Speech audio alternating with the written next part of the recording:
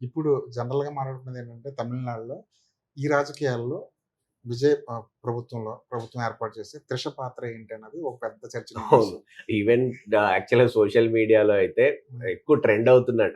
విజయ్ ఎంతలో ట్రెండింగ్‌లో ఉన్నాడో ఇప్పుడు 'త్రిషది' కూడా పేరు అంతే ట్రెండ్‌లో ఉంటది. అవును. అవును. అంటే ఇంతకుముందు 'ఎంజీఆర్' ఉన్నప్పుడు 'జయలలిత' ఎట్లాంటి పాత్ర అవును. పోషించింది అని కంపేర్ చేస్తారు. అవును. అదే రాజకీయము, అదే స్టేట్ కాబట్టి అవును. ఆబ్వియస్‌గా కంపారిజన్ ఉంటది. అవును. అట్లా ఉంటది, ఉండదు అనేది ఎవరు అనరు. ఎందుకంటే 'త్రిష' సరే వ్యక్తిగతమైనటువంటి విషయాలు పక్కన పెడితే తను అమిత్ షాని కూడా కలిసొచ్చారు. సో, అవును. పొలిటికల్ టచ్ అనేది ఆమెలో ఉంది అనేది చాలా స్పష్టంగా అవును. కనబడుతుంది. ఈవెన్ అంతెందుకు ఆహ్, విజయ్ పార్టీ అధికారం చేపట్టబోతుంది అనుకున్నప్పుడు 'త్రిషకి' మినిస్ట్రీ ఇస్తారట, 'త్రిషకి' హోమ్ మినిస్ట్రీ ఇస్తారట అనేది కూడా సోషల్ మీడియాలో ఈరోజు ఈ 'త్రిష' బర్త్‌డే అవును. దానికి తగ్గట్టు ఆవిడ తిరుపతిలో తిరుపతెళ్లారు. తిరుపతెళ్లి పూజ చేసుకొని ప్రత్యేకమైన పూజలు చేసుకుంటే బండ్ల గణేష్ ఒక ట్వీట్ చేశారు.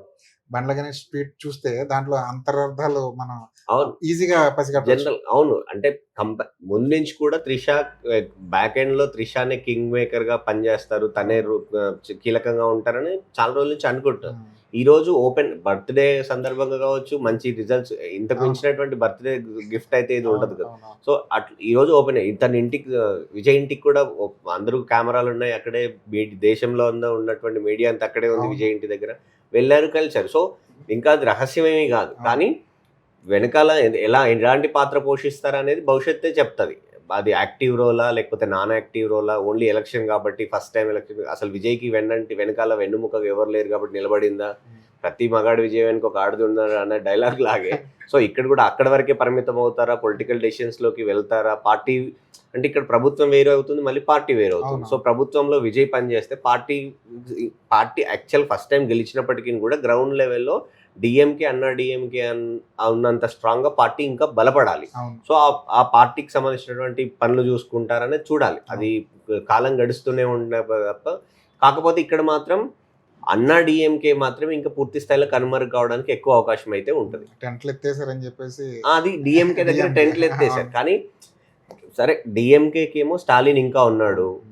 హ్మ్. ఇప్పటికే ఉదయనిధి స్టాలిన్ ఎస్టాబ్లిష్ అయ్యాడు. పైగా డీఎంకే ఫ్యామిలీ లాగా చాలామంది రాజకీయాల్లో ఉన్నారు. సో, కానీ ఏఐడీఎంకేకి ఎవరు లేరు. పన్నీర్ సెల్వం వెళ్ళిపోయాడు. అవును. సో, వాష్ ఔట్ అయిపోతాడు. పళనిస్వామి కూడా ఇంక పెద్దగా ఏమి ఉండదు.